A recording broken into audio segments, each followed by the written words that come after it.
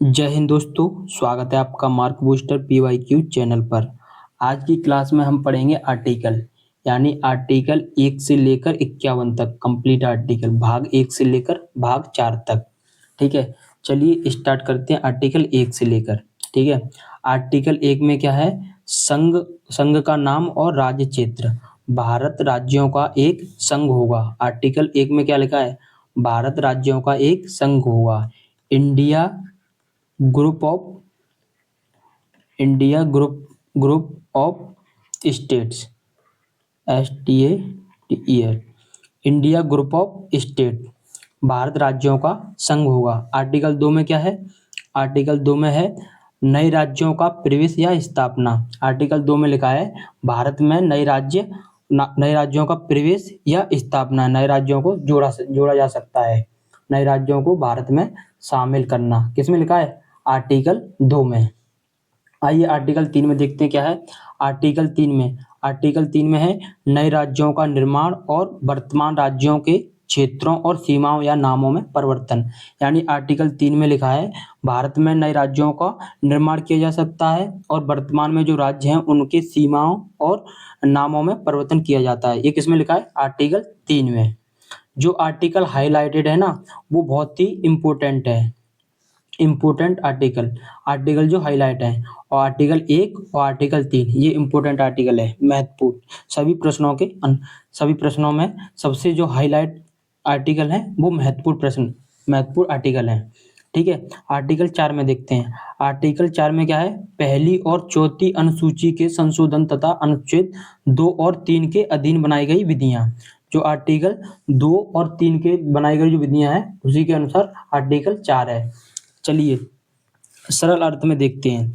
जो यहाँ पे टफ मीनिंग होगा ना, जिसका वर्ड कठिन होगा, उसका यहाँ पर सरल अर्थ लिखा है। अधीन विधियां का मतलब क्या है? यहाँ पे अनुच्छेद 2 और 3 के तहत बनाए गए कानून, अनुच्छेद 2 और 3 के तहत जो कानून बनाए गए हैं वही आर्टिकल 4 में लिखा है। तो इस बात को आप अच्छे से समझ लीजिए। ठीक है, नेक्स्ट आर्टिकल 5। आर्टिकल 5 की बात करते हैं तो ये भाग 2 में आता है, यानी अनुच्छेद 5 से लेकर 11। इसमें क्या है? सिटीजनशिप, नागरिकता की बात किसमें की जाती है? भाग 2 में, अनुच्छेद 5 से लेकर 11 तक। तो अनुच्छेद 5 में देखते हैं क्या है? संविधान के प्रारंभ पर नागरिकता, यानी संविधान के प्रारंभ पर नागरिकता किसमें लिखा है? आर्टिकल 5 में। प्रारंभ का मतलब क्या होता है? शुरुआत। 26 जनवरी 1950 में जब हमारा संविधान क्या हुआ था? लागू हुआ था 26 जनवरी 1950 को। उसके आधार पर नागरिकता, ये किसमें लिखा है? आर्टिकल 5 में। आर्टिकल 6 में देखते हैं क्या है। आर्टिकल 6 में क्या है? पाकिस्तान से भारत को प्रव्रजन, माइग्रेट बोलते हैं ना, भारत करने वाले कुछ व्यक्तियों के नागरिकता के अधिकार। पाकिस्तान से जो भारत आए उनको नागरिकता का अधिकार है। पाकिस्तान से जो भारत आए उनको नागरिकता का अधिकार है। ये किसमें लिखा है? आर्टिकल 6 में। आर्टिकल 6 में लिखा है। ठीक है, सरलता प्रयोजन का मतलब होता है एक जगह से दूसरी जगह जाना या बसना, एक जगह से दूसरी जगह जाना या बसना। तो ये किसमें लिखा है? आर्टिकल 6 में। आर्टिकल 7 में देखते हैं। आर्टिकल 7 में क्या है? पाकिस्तान को प्रयोजन करने वाले कुछ व्यक्तियों के नागरिकता के अधिकार। जो भारत से पाकिस्तान चले गए हैं उनके जो नागरिकता के अधिकार हैं वो किसमें लिखा है? आर्टिकल 7 में। आर्टिकल 7 में लिखा है जो भारत से पाकिस्तान चले गए हैं उनको नागरिकता के अधिकार हैं। तो ये किसमें लिखा है? आर्टिकल 7 में। Next article 8। आर्टिकल 8 में क्या है? भारत के बाहर रहने वाले भारतीय मूल के कुछ व्यक्तियों के नागरिकता के अधिकार। यानी भारत से जो बाहर रहते हैं, किसी भी काम से जॉब करते हैं, कुछ भी करते हैं, उनके आर्टिकल 8 में उनके अधिकार हैं। किसके? नागरिकता के। आर्टिकल 8 में क्या है?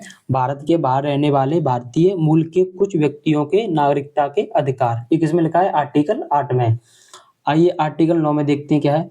आर्टिकल 9 में क्या है? विदेशी राज्यों की नागरिकता स्वेच्छा से अर्जित करने वाले व्यक्तियों को नागरिकता न होना। यानी विदेशी राज्यों की नागरिकता अपना लेगा तो वो भारत से नागरिकता खो देगा अपनी, उसकी भारत में नागरिकता हट जाएगी, सिटीजनशिप हट जाएगी। तो ये किस में लिखा है? आर्टिकल 9 में, ठीक है। अनुच्छेद 10 में, आर्टिकल 10 में क्या है? नागरिकता के अधिकारों का बना रहना, नागरिकता के अधिकारों का बना रहना, भारत के नागरिकता का अधिकारों का बना रहना, ये किस में लिखा है? आर्टिकल 10 में। आर्टिकल 10 में ये लिखा है, अगर आप कोई ऐसा काम नहीं करते हैं देशद्रोही का, तो आपका आर्टिकल 10 में अधिकार है नागरिकता का। तो ये किस में लिखा है? आर्टिकल 10 में। जब तक आप कोई देशद्रोही का काम नहीं करते हैं, तो आपके पास यह अधिकार है आर्टिकल 10 में, ठीक है। अनुच्छेद 11, आर्टिकल 11 में क्या है? संसद द्वारा नागरिकता के अधिकार का कानून द्वारा विनियमन, कानून बनाने की शक्ति। संसद द्वारा नागरिकता के अधिकार का कानून द्वारा विनियम, यानी जो संसद आर्टिकल 11 में लिखा है, संसद को यह अधिकार है कानून बनाने की शक्ति, नागरिकता के ऊपर कोई भी कानून बना सकती कौन? संसद। ये किस पे अधिकार है? संसद पे है। तो ये किस में लिखा है? आर्टिकल 11 में। चलिए नेक्स्ट, भाग 3। भाग 3 में क्या है?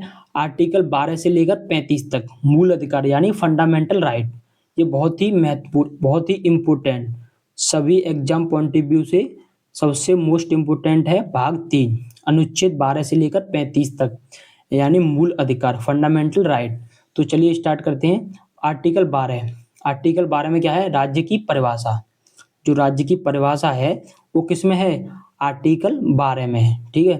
राज्य की सरकार, संसद, विधानमंडल, अन्य जो सरकारी प्राधिकरण है वो किस में है? आर्टिकल 12 में। आर्टिकल 13, आर्टिकल 13 में क्या है? मूल अधिकारों से असंगत या उनका अल्पीकरण करने वाली विधियां। जो मूल अधिकार हैं उनसे असंगत या उनका अल्पीकरण करने वाली क्या? विधियां। असंगत का मतलब मेल ना खाना, असंगत मेल ना खाना, अल्पीकरण का मतलब होता है कम करना या छीनना। ये किस में है? आर्टिकल 13 में। आर्टिकल 13 में है, और आर्टिकल 13